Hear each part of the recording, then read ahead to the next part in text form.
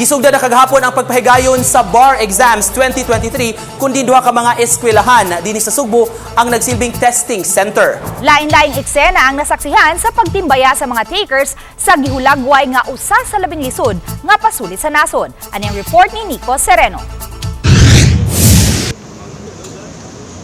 Kadlawon pa lang, nakakordo na ang kadalanan palibot sa University of San Carlos, usa sa duha ka testing venue sa Cebu City.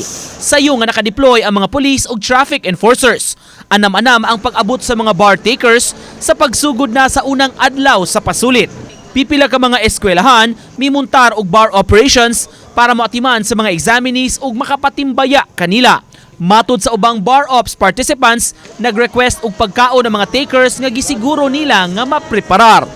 All the support from our materials, our presence, that's the most important. Tapos yung mga review na mga notes na sinishare namin sa kanila para handa sila for the examinations. For lunch is chicken and chocolate bars, then canned coffee, fruits, dili-dali do kaon like sa katong chocolate bars. So kana memory retention. Puno sa pagdasig ang mga law professors ug dean ingon man kaubang mga estudyante sa ilang mga examinees karong tuiga. We're all rooting for, of course, 100% passing percentage, and at least we would want Attorney Go to give at least one car. Sa USJR Basak Campus, higpit sab ang seguridad nga gipatuman. Nakadeploy apil ang mga rescue personnel ug mga otorisadong tao ra ang makasulod. Sadya sab kaayo ang bar ops sa lain-laing mga eskwelahan. Tanang mangagi nga mga barristers, good luck ug God bless ang ilang pabaon.